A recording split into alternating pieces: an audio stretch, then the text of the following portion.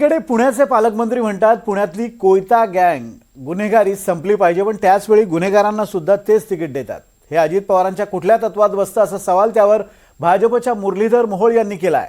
मुरलीधर मोहोळ यांनी अजित पवारांवर ही टीका केल्यानंतर पुण्यातला मोहोळ विरुद्ध अजित पवार म्हणजेच हा संघर्ष आणखीन वाढणार आहेच. पण मूळ मुद्दा असा आहे की अजित पवारांनी गुंडांना तिकीट का दिली हा प्रश्न जेव्हा अजित पवारांना थेट विचारण्यात आला त्याचवेळी अजित पवारांनी थेट छे तो मी नव्हेच अशी भूमिका घेतली आहे. नेमकं काय घडलं आपण पाहूयात.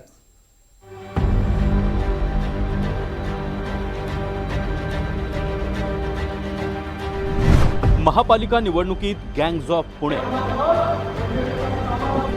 राष्ट्रवादीकडून रिंगणात आंदेकर आणि मारणे. गुन्हेगारांना तिकीट देणारे अजित पवार म्हणतात ते उमेदवार माझे नाही. गजा मारणे, बंडू आंदेकर पुण्यातल्या या कुख्यात गुंडांच्या टोळ्या. या टोळ्याच आता निवडणूक लढवताय. अजित पवारांच्या राष्ट्रवादीनं त्यांना तिकीट दिलंय. आयुष कोमकरच्या खुनाचा आरोप असलेला बंडू आंदेकर अपक्ष म्हणून निवडणुकीच्या रिंगणात आहे. तर बंडू आंदेकरची वहिनी लक्ष्मी आंदेकर जिच्यावर खुनाचा कट रचल्याचा आरोप आहे ती अजित पवारांच्या राष्ट्रवादीकडून लढतीये. वनराज आंदेकरची पत्नी सोनाली आंदेकर तिच्यावरही खुनाचा कट रचल्याचा आरोप आहे. ती सुद्धा अजित पवारांच्या राष्ट्रवादीकडून लढतीये. तर गुंड गजा मारण्याच्या पत्नीलाही राष्ट्रवादी काँग्रेसनं तिकीट दिलंय. पुणे महापालिकेत एवढ्या गुंडांना तिकीट का या प्रश्नावर अखेर पत्रकारांनी अजित पवारांनाच घेरलं. त्यावेळी अजित पवारांनी सरळ हा विषय आरपीआयच्या सचिन खरात यांच्यावर ढकलला. काही जागा सचिन खरातांना देण्यात आल्या, त्यावर कुणाला उभं करायचं तो त्यांचा विषय असल्याचं सांगत अजित पवारांनी गुन्हेगारांच्या तिकिटावरून सरळ हात झटकले. विशेष म्हणजे अजित पवार हे उत्तर देत असताना सचिन खरात अजित पवारांच्या मागेच उभे होते. आमची RPI Republican party of India Sachin Kharat यांच्याबरोबर युती झालेली आहे आणि काही जागा आम्ही त्यांना सोडलेल्या आहेत. मी त्याच्या संदर्भात वेगळी पत्रकार परिषद घेऊन आपण मीडियाने कालपासून काय चालवलं हे मी पण पाहिलेलं आहे. आपल्याला सगळ्यांना माझी कामाची पद्धत त्या ठिकाणी माहिती आहे, परंतु ज्यांच्या बरोबर आम्ही युती करतो. गुन्हेगारांच्या तिकिटांबद्दल विचारल्यावर गोंधळ कसा झाला त्याबद्दलच अजित पवार बोलत बसले.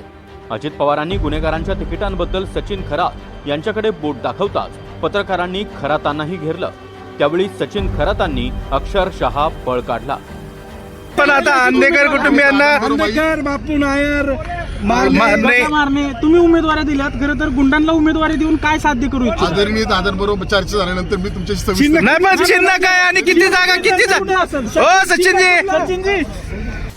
पुण्यात सर्वच राजकीय पक्षांनी गुन्हेगारांना तिकीट दिलंय, पण अजित पवारांनी गुन्हेगारांच्या टोळ्यांनाच अक्षरशः तिकीटं वाटली आहेत.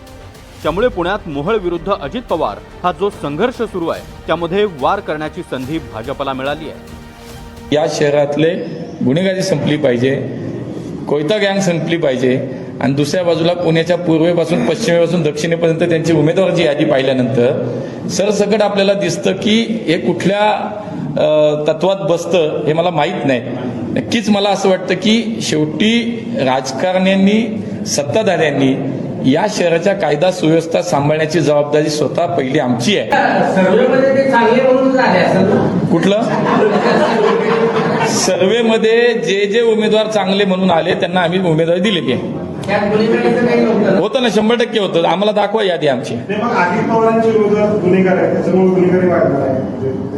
100%